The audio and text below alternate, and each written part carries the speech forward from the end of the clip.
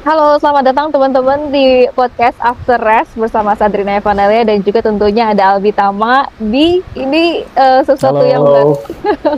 Podcastnya berada di luar, kemudian juga podcastnya ini karena ada kemarin ya sempat ada pelantikan presiden sampai akhirnya kita harus mundur gitu ya untuk podcastnya, tapi karena teman-teman semua pada nungguin akhirnya kita yaudah kita bikin podcastnya aja gitu ya Bi ya. Nah, apa kabar Bi? Baru kali ini nih kita Iya, lagi apa namanya berjumpa lagi gitu ya.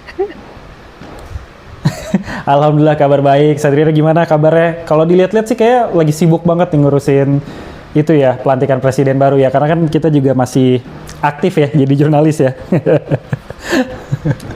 Oke Bi, em, ini besok udah mau Buriram ya, MotoGP Thailand 2024 gitu. Nah, tadi juga di hari Kamis ya, di hari Kamis ini di 24 Oktober 2024 ini memang sudah ada para pembalap gitu ya yang memang sudah eh, menyatakan sejumlah pernyataan gitu ya dari konferensi pers di MotoGP Buriram 2024. Nah, tadi Bi kalau misalkan gue lihat ada beberapa para pembalap gitu ya yang memang sudah eh, mengungkapkan apa yang bakalan dia rasain untuk menjelang MotoGP Thailand.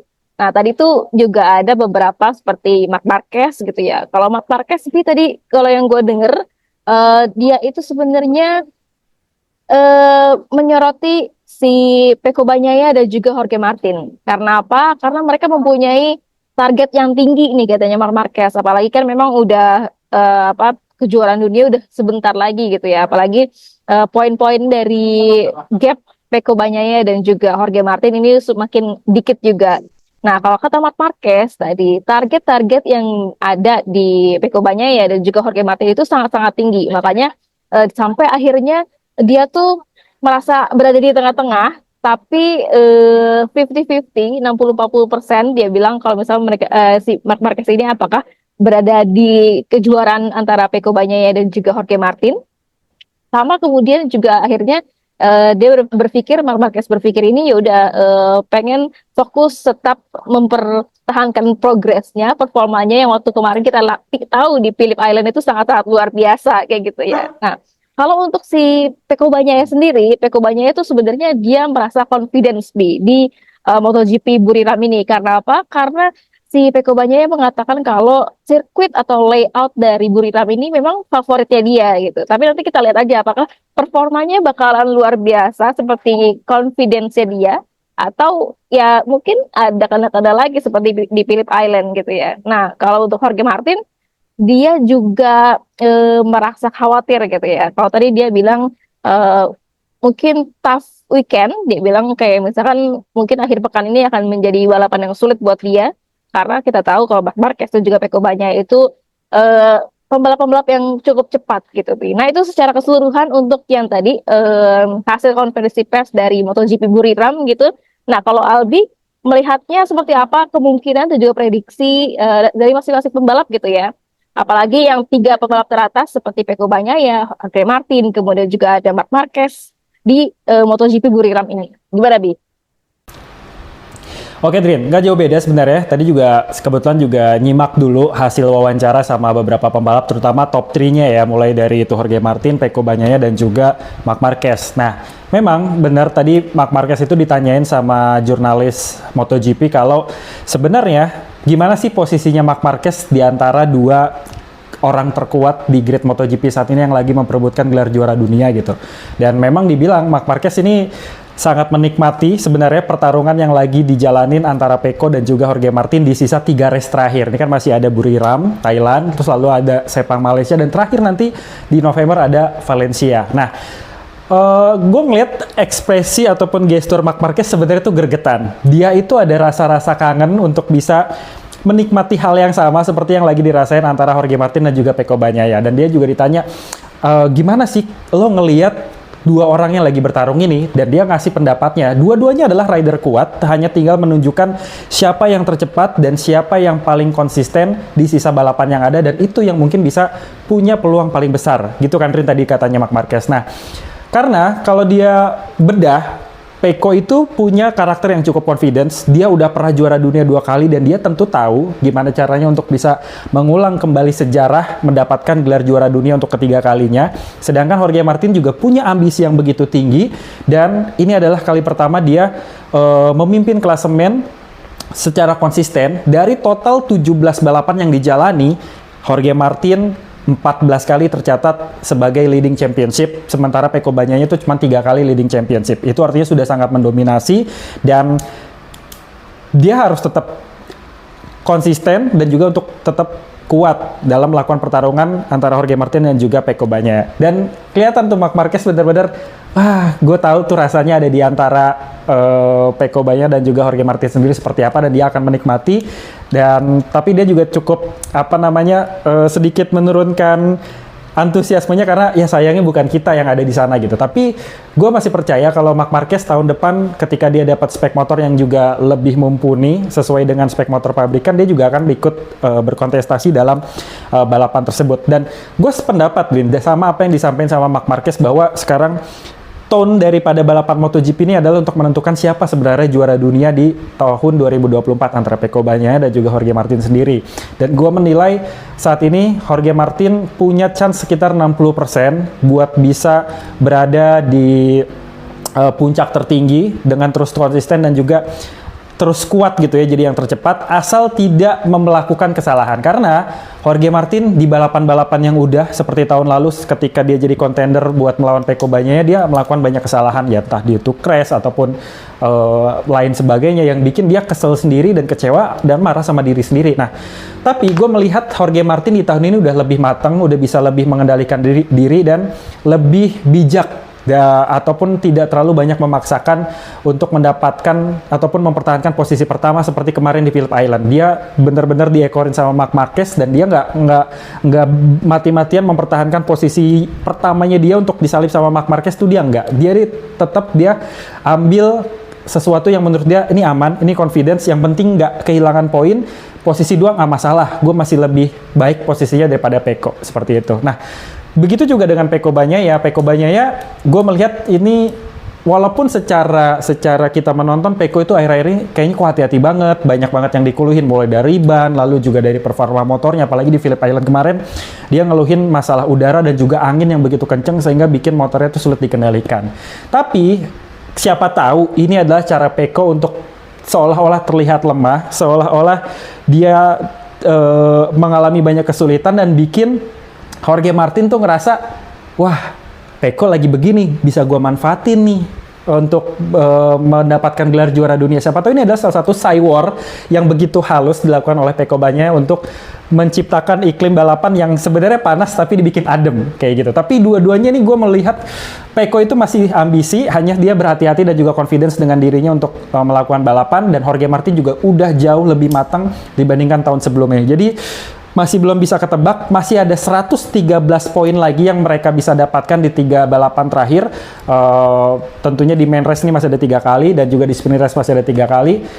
Diharapkan buat dua-duanya ini masih konsisten dan juga sama-sama kuat. Dan bahkan Marc Marquez sendiri, Drin, walaupun saat ini dia berada di posisi ketiga, andaikan Pecco dan juga Jorge Martin di 3 kali balapan ini nggak berhasil finish, dua-duanya jatuh terus-menerus, Marc Marquez bisa take over posisi 2 dan juga posisi 1. Jadi kesempatan Marc Marquez masih ada walaupun sangat kecil karena mengingat Jorge Martin dan juga Pecco Bagnaia juga sama-sama kuat.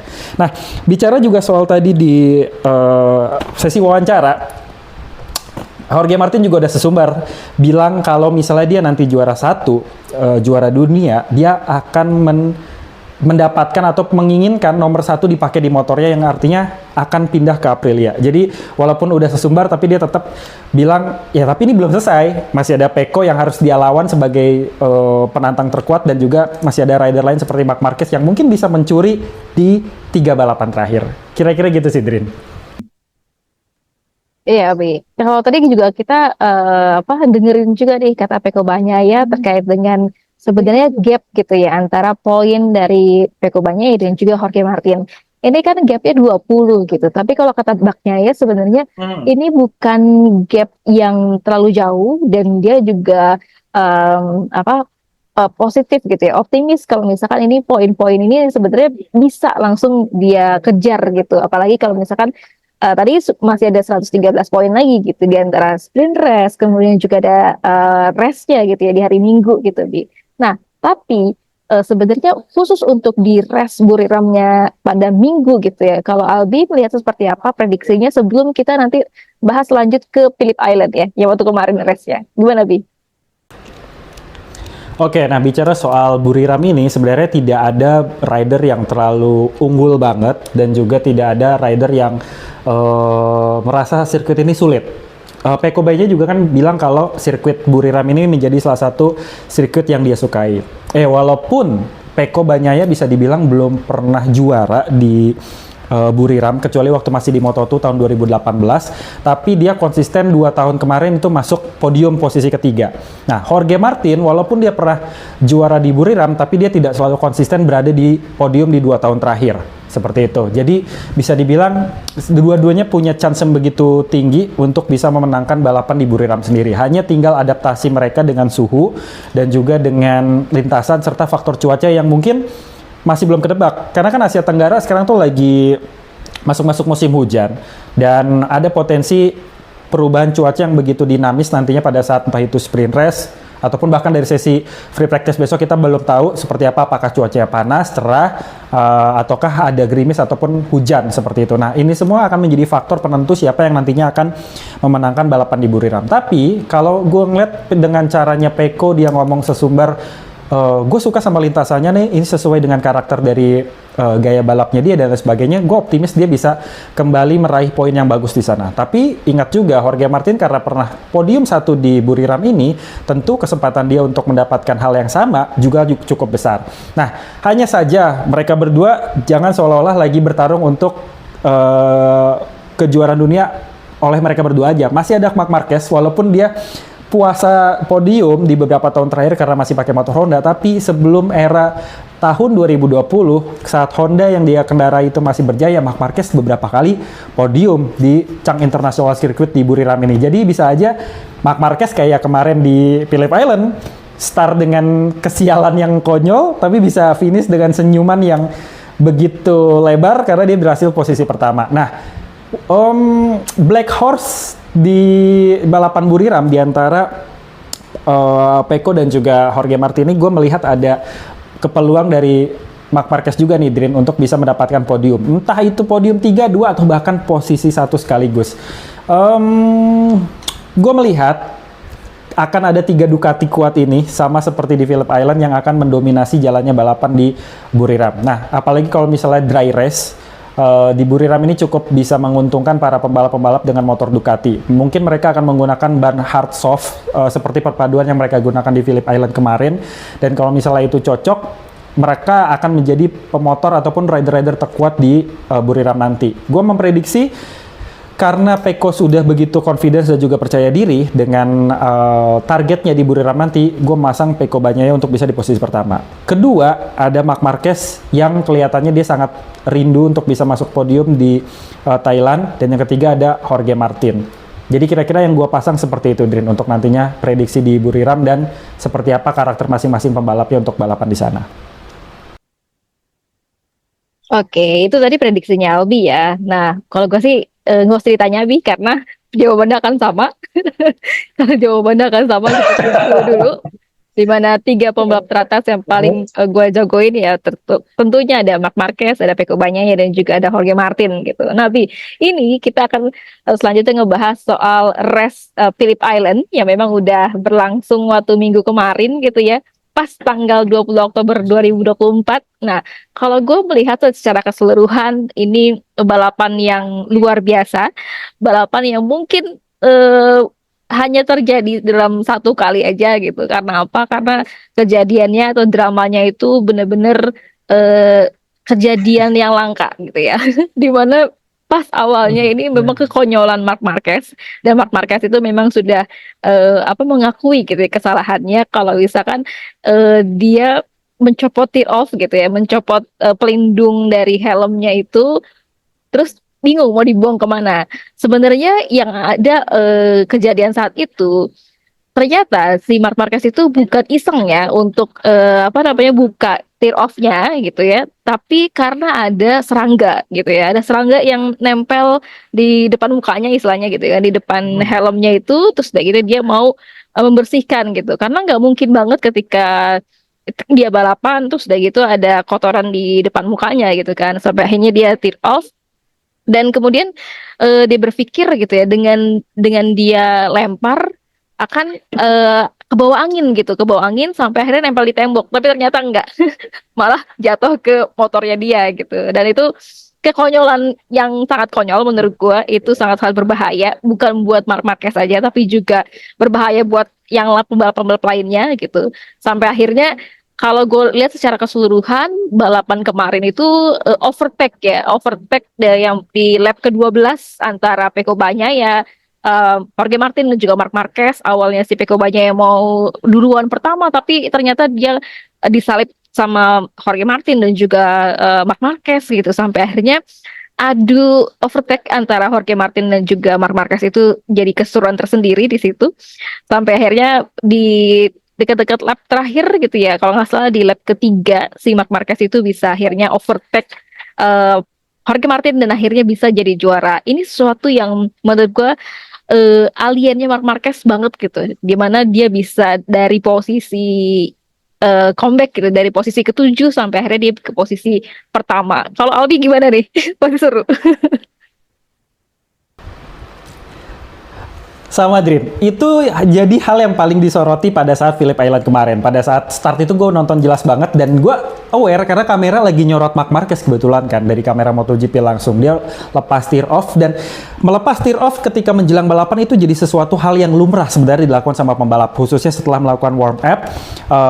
Kan tentu ada kotoran dan itu nggak akan mungkin dibersihkan kalau nggak ada tear off gitu kan. Jadi akan sangat membantu pembalap ketika tear off itu sudah terpasang. Nah, membuka tear off pada saat menjelang balapan sebenarnya lumrah dilakukan oleh para pembalap, dan ya udah biasanya dibuang gitu aja ke samping segala macam karena kan itu bahannya dari plastik dan akan ke bawah angin.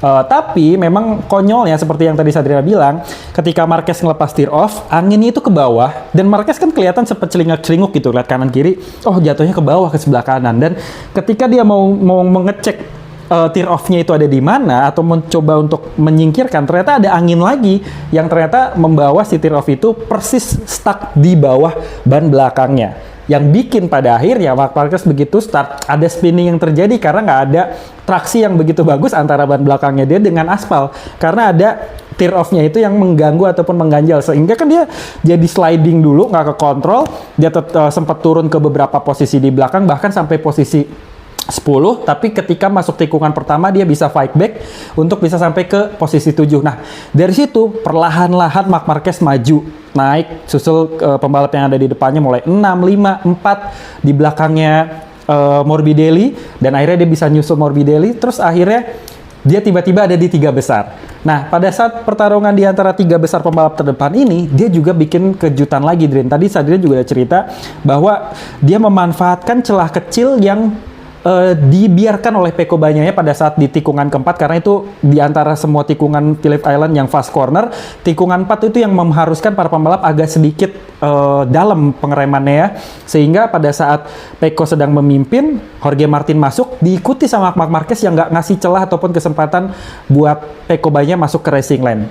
Dari situ dia udah langsung ngekorin Jorge Martin di posisi kedua sampai mau 3 lap terakhir. Ternyata Jorge Martin melakukan hal yang sama seperti yang dilakukan oleh Pecco Bagnaia di tikungan 4. Dia agak sedikit melebar dan menyisakan ruang di dalamnya, dan langsung dimanfaatin sama Marc Marquez. Nggak ngambil lama, Marc Marquez langsung ambil dan memimpin jalannya balapan. Coba bayangin, Marc Marquez pakai GP23 bisa mengasapi 2 pembalap yang lagi bertarung untuk memperebutkan gelar juara dunia, dan dua-duanya pakai motor paling update GP24 gitu. Ya kalau gue sih melihat selain memang skillnya Marc Marquez tuh balapan dengan nothing tulus, jiwa kompetisinya tinggi, dia nggak ada beban, dia nggak ada target yang wah gue harus juara dunia, nggak. Dia menikmati balapan di Phillip Island sana, menikmati motornya. Tapi berbeda dengan 2 orang yang ada di belakangnya, Pecco sama Martin sama-sama dia lagi bertarung, tentu punya beban yang begitu berat di kepalanya. Jadi daripada dia push terlalu dalam, daripada mereka ngambil resiko yang bisa bikin mereka kehilangan poin, ya udahlah, yang penting mereka di posisi aman, di posisi kedua dan posisi ketiga, dan akhirnya Marc Marquez bisa finish dengan senyuman gitu ya. Nah, ini bikin gue inget, Drin, sama kejadian yang pernah Marc Marquez lakukan dan juga alami juga pada saat dia masih di Moto2 tahun 2012. Pada saat itu race terakhir di GP Valencia, dia start dari posisi ke-21 karena dapat penalti setelah di free practice-nya dia tabrakan sama Simon Corsi, dan akhirnya dia dapat hukuman untuk start di paling buncit. Tapi dari posisi ke-21 tersebut dia bisa nyusul pembalap yang ada di depannya yang jumlahnya 20. Baru masuk 3 lap dia udah di posisi tengah-tengah. Masuk ke lap di lap ke-6 atau ke-7 dia udah di posisi pertama nyusul Simon Corsi yang lagi ada di posisi pertama tersebut, dan dia finish dengan gelar juara dunia yang mungkin itu bikin orang-orang nggak sabar buat ngelihat dia masuk di MotoGP di tahun 2013 selanjutnya. Jadi benar-benar Marc Marquez itu baby alien, manusia ajaib yang bikin MotoGP ini terus-terusan saat ini terus hidup gitu ya. Setelah eranya Valentino Rossi dan kawan-kawan, masih ada Marc Marquez yang tentu berjaya dan bikin panggung MotoGP lebih menarik. Nah, tapi Drin, dibalik skill dan juga Marc Marquez pada saat Phillip Island kemarin, gue jadi tersadar sesuatu. Ini kan Marc Marquez pakai GP23, ditambah dia sudah mengalami downgrade. Artinya pada saat di Asen, dia mendapatkan upgrade dan dipakai oleh semua pengguna GP23 sampai balapan Mandalika. Nah, tapi di Mandalika, motor Marc Marquez kan sempat terbakar dan akhirnya Ducati memutuskan untuk mendowngrade part flywheel tersebut yang akhirnya diakui itu adalah sebagai part update ya kepada GP23 untuk mengurangi potensi kebakaran kembali. Tapi walaupun Marc Marquez sempat bilang ini motornya setelah pakai flywheel standar seperti awal musim kemarin, motornya jadi berat lagi, masuk tikungan jadi sulit lagi, keluar tikungan juga jadi berat lagi, dan itu diakui sama Di Gia, diakui sama Marco Bezzecchi. Tapi ternyata Marc Marquez masih bisa menguasai motornya itu dengan baik. Dia pakai GP23 versi downgrade, tapi bisa mengasapi motor-motor GP24 yang dipakai sama Jorge Martin dan juga Pecco Bagnaia. Jadi gue cukup salut sama Marc Marquez yang memang dia tidak banyak mengeluh, walaupun dia sempat menyampaikan itu, tapi dia membuktikan lewat skill dan juga faktor keberuntungan yang memang dimiliki oleh seorang Marc Marquez. Gitu, Drin. Ya, Bi, bener banget. Sebenarnya kalau yang titik krusialnya antara ketika si Marc Marquez itu ya akhirnya dia ketinggalan lah di startnya gitu kan, sampai akhirnya dia sempat ke posisi ke-7. Sebenarnya titik krusialnya ketika di lap pertama, ketika dia sampai akhirnya bisa merangsek ke posisi ke-4 gitu ya. Nah, dari situ baru kemudian kalau gue lihat overtake antara tadi ketiga pembalap yang ada di lap ke-12, ya Jorge Martin, kemudian Pecco Bagnaia dan juga Marquez. Selain memang Marc Marquez-nya jeli melihat ada celah di antara Pecco Bagnaia yang memang terlalu melebar gitu sampai dia bisa overtake si Bagnaia duluan. Selain itu memang tipe dari gaya balapnya Marc Marquez itu yang memang ngotot gitu. Jadi istilahnya dia nggak takut ketika misalkan ada pembalap-pembalap lain yang ada di samping-sampingnya itu mau membentur dia gitu ya. Jadi kalau gue lihat Pecco Bagnaia kemarin ketika benar-benar digeber gitu ya, atau diduluin sama Marc Marquez, Pecco Bagnaia juga akhirnya kayak nggak berani untuk clash atau kayak menyentuh si Marc Marquez gitu, karena ya apa ya, dia juga takut juga gitu ya, takut juga untuk crash dan juga lebih mengamankan poinnya gitu. Nah, sebenarnya juga ini ada komentar dari Gigi Dall'Igna gitu ya, soal Marc Marquez dan juga Pecco Bagnaia terkait dengan jalannya MotoGP Phillip Island kemarin. Jadi menurut Gigi di sini adalah sebuah performa yang sangat mengagumkan dan juga luar biasa, dan juga balapan yang mungkin performanya tidak ada duanya, katanya Gigi Dall'Igna kayak gitu. Dia mengapresiasi dan juga memuji-muji Marc Marquez di sini sampai akhirnya dia bisa overtake Jorge Martin gitu yang menjadi pimpinan klasemen. Terus udah gitu kita tahu kalau misalkan Marc Marquez sempat nggak pernah juara di tahun sebelumnya, sampai akhirnya dia bisa bangkit lagi, dan itu menjadi sebuah apresiasi dari Gigi Dall'Igna kepada Marc Marquez gitu. Dan kayaknya si Gigi itu juga pengen ngomong gitu kalau misalkan ini bukti bahwa gue tidak salah pilih gitu ya. Gue tidak salah pilih Marc Marquez sebagai rekan satu timnya Pecco Bagnaia di Ducati Lenovo gitu. Nah,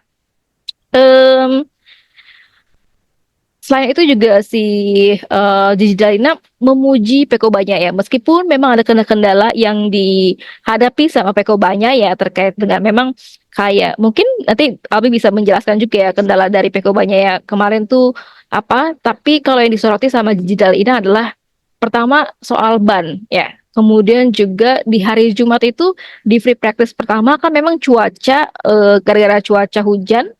Kemudian sampai akhirnya nggak ada free practice. Makanya akhirnya si Peko Bagnaia ini nggak bisa mencoba apa namanya settingan gitu ya, settingan yang optimal buat dirinya. Sampai akhirnya ya pemilihan bannya, kemudian settingan motornya di hari Sabtu dan juga Minggu itu tidak terlalu baik gitu kalau katanya si Gigi Dalina. Tapi Gigi Dalina juga oh ya terkait dengan juga apa namanya tadi soal lintasan yang memang baru gitu ya, baru diaspal di Australia, di Phillip Island. Nah, meskipun begitu si Gigi Dalina ini juga mengapresiasi Peko karena apa? Dengan adanya mental yang pantang menyerah gitu Bi. Meskipun dia ketinggalan di posisi ketiga, tapi si Peko Bagnaia ini mau bertahan, mau terus geber motornya gitu, nggak kedodoran sampai di posisi belakang-belakang untuk mengamankan poin gitu. Apalagi kan kita tahu kalau misalnya memang Peko Bagnaia dan juga Martin lagi adu poin gitu sih. Nah, jadi Bi, pertanyaannya adalah mengapa ya Peko Bagnaia tuh kelihatan banget gitu untuk kedodoran ketika dia mau mengovertake Jorge Martin dan juga Marc Marquez sampai akhirnya ya udah kedodoran sampai terakhir gitu. Itu menurut Albi kenapa? Apakah memang bannya atau seperti apa? Oke, ya Diren, terkait dengan performanya Peko Bagnaia pada saat di Phillip Island kemarin, memang kalau misal bisa dibilang ada banyak faktor sih. Walaupun ini akan ada banyak orang-orang yang mungkin bukan yang mendukung Peko Bagnaia atau mungkin tidak melihat ini sebagai sesuatu yang perlu dibahas. Misalnya kayak, Kak Peko kebanyakan ngeluh apa segala macam gitu. Kalau menurut gua enggak, ini memang ada faktor teknis yang dialami oleh Peko Bagnaia sendiri. Seperti tadi Sadria bilang, ada beberapa hal yang mungkin bikin performa Peko Bagnaia pada saat race di Phillip Island Australia ini tidak sebaik di beberapa race sebelumnya.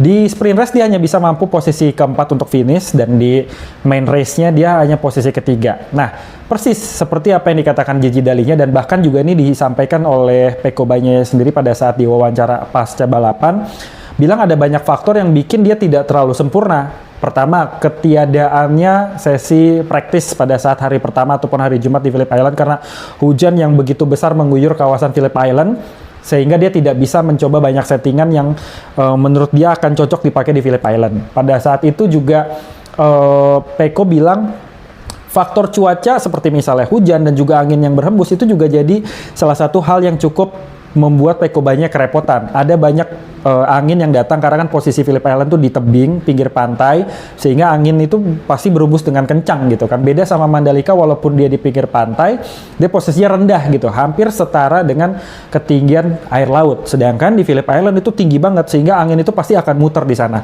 Dan ini bisa dibuktikan dengan pemilihan Trackhouse Aprilia yang akhirnya memutuskan Raul Fernandez untuk melepas winglet bagian depan dan bikin motornya jadi telanjang pada saat main race. Kalau misalnya bisa dilihat, Raul Fernandez dari Trackhouse Aprilia ini akhirnya pakai motor yang tidak menggunakan winglet dan berhasil finish di posisi 10. Karena dia merasa ketika dia menggunakan winglet di Phillip Island itu turbulensinya begitu besar, motor sulit dikendalikan karena angin nabrak dari kanan kiri. Dan itu cukup mengganggu para rider. Nah, tapi hal ini kan tentu tidak dilakukan oleh Ducati sendiri karena Ducati secara desain bodinya itu harus satu paket dengan aero package ataupun winglet. Kalau enggak mungkin ya lebih sulit lagi untuk dikendalikan. Nah, beberapa faktor ini mungkin membuat Peko Bagnaia ya mau tidak mau harus sedikit menurunkan egonya untuk tidak terlalu banyak memaksa, apalagi gap dia sama Jorge Martin saat ini kan ada sekitar 20 poin. Pada saat sebelum balapan jaraknya itu sekitar 10 atau 16 poin gitu kalau nggak salah. Sehingga dia mau tidak mau harus gambling untuk mengambil mana yang paling bisa mendekati dengan Jorge Martin. Ya, walaupun dia finish di posisi ketiga, dia tetap push untuk bisa menahan laju motornya dengan baik, dengan sisa ban yang mungkin menurut dia udah mulai keausan. Karena kalau misalnya kita lihat setelah fight yang dilakukan antara Peko Bagnaia, Jorge Martin dan juga Marc Marquez, setelah Marc Marquez overtake dia dan mengikuti Jorge Martin di depan ngikutin Jorge Martin di depan sana, perlahan-lahan gapnya antara Marc Marquez di posisi kedua dan juga Pecco Bagnaia di posisi ketiga ini mulai jauh. Kelihatan Marc Marquez dan juga Jorge Martin tuh di depan dan Pecco Bagnaia tuh jauh di belakang. Itu pasti ada sesuatu yang mungkin lagi dirasain sama Pecco Bagnaia. Biasanya Pecco memperlambat ataupun tidak terlalu push motornya terlalu besar itu karena ada faktor di ban. Jadi dia main aman dengan kondisi bannya dia karena sewaktu-waktu dia punya keluhan sama ban, sewaktu-waktu juga dia bisa melakukan kesalahan seperti misalnya slide, kepleset atau seperti apa. Jadi dia mending main aman tapi tetap konstan dengan speed yang dia punya supaya nggak terkejar sama pembalap yang ada di belakangnya. Kalau nggak salah di belakangnya itu masih ada Morbidelli yang pakai GP24 juga dan punya potensi juga tentunya buat ngejar Pecco Bagnaia. Tapi Pecco Bagnaia tetap push untuk mempertahankan posisinya. Yang penting gue podium dan posisinya dia ada di posisi yang tidak jauh dari Jorge Martin yang ada di posisi kedua. Yaudah, yang penting dia mengamankan itu aja dulu dan mungkin dia bisa fight back ketika nantinya balapan di Buriram sesuai dengan prediksi dirinya sendiri, proklamnya dia untuk bisa memenangkan balapan di Buriram Thailand nantinya. Gitu sih Din kira-kira.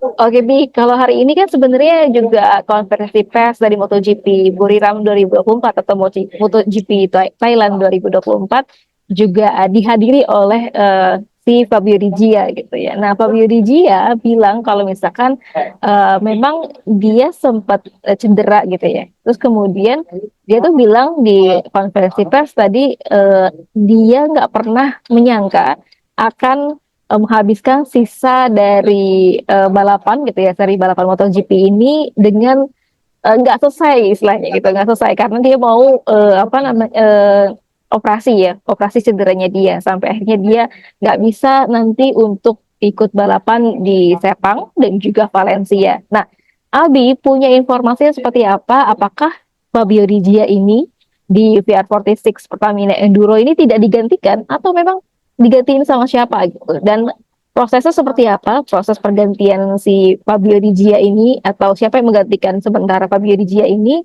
dan kenapa dia yang dipilih gitu.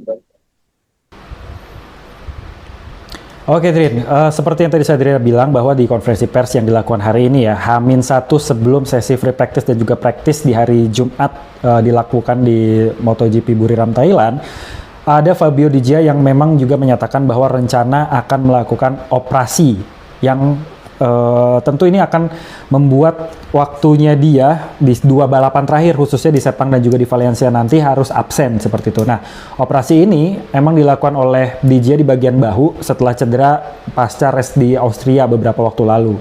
Nah, sebenarnya operasi ini tuh diambil sama Di Gia sekarang adalah untuk bisa mempercepat proses latihan dia sebelum nantinya dia masuk ke tes pramusim.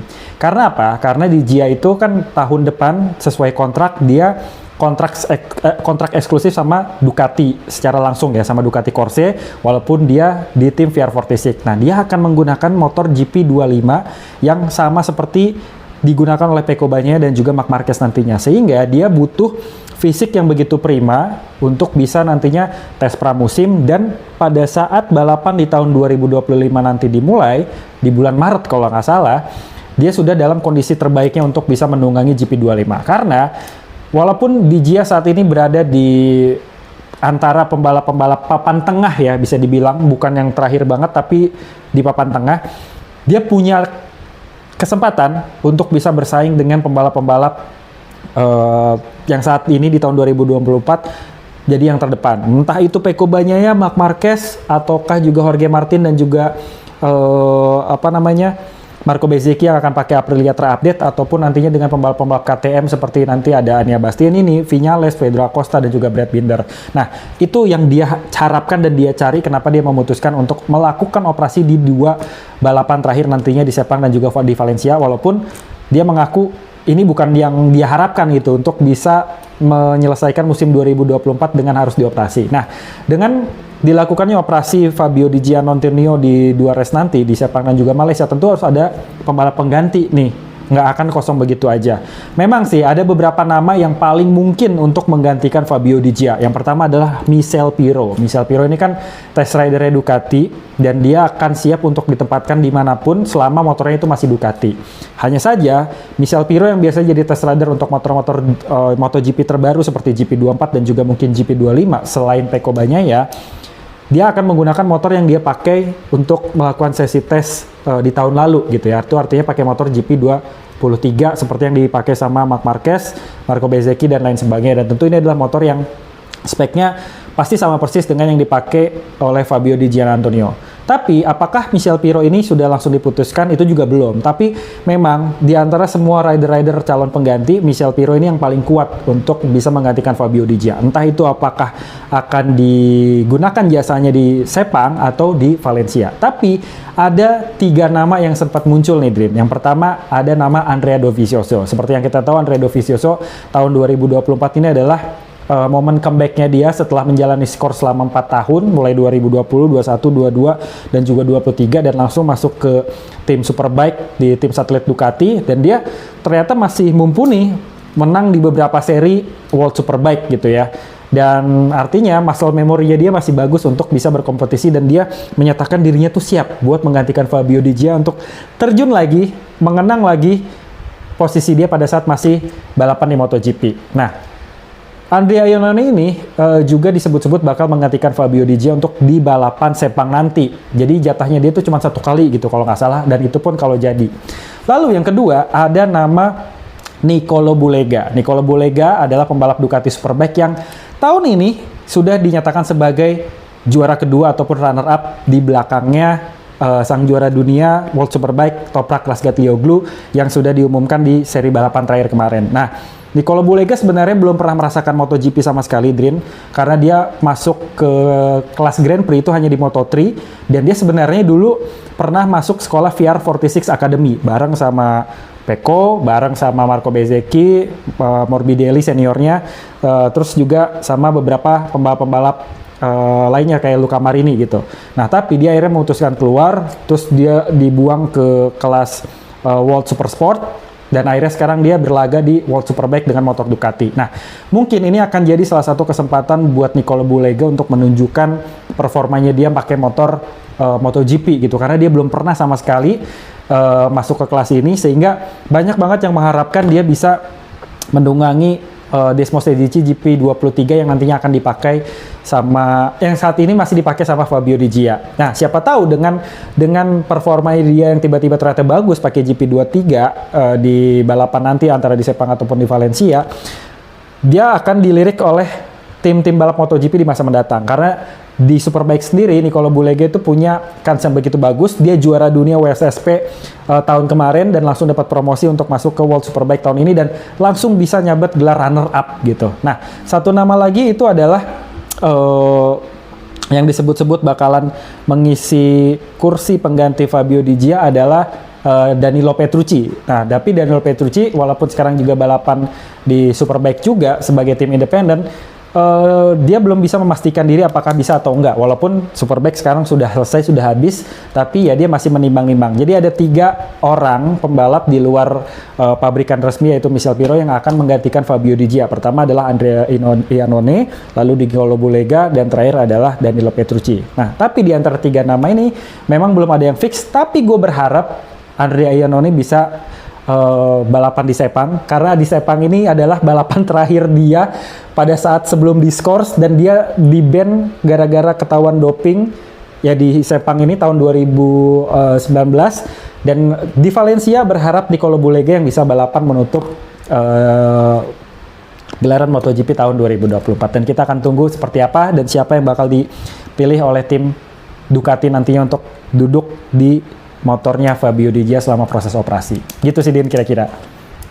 Oke, itu dia tadi kita udah ngebahas ya soal bagaimana prediksi di Buriram, kemudian tadi juga prediksinya siapa yang bakalan menggantikan Fabio Di Gia di Sepang dan juga Valencia, sama kita juga nge-review sedikit, menganalisis soal balapan di Phillip Island 2024 kemarin gitu, di mana Marc Marquez sempat konyol, tapi kekonyolannya itu dibalas dengan senyum manisnya dan juga kemampuan ya.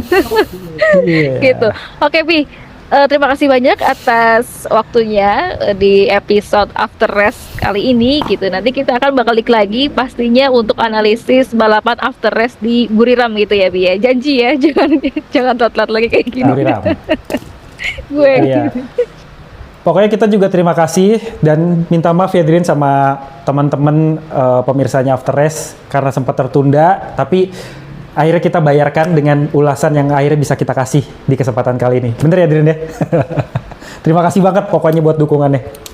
Buat teman-teman yang juga udah nungguin, terima kasih. Semoga informasi dari Albi dan juga dari gue ini bermanfaat juga buat teman-teman semuanya. Oke, segitu dulu. Bye-bye.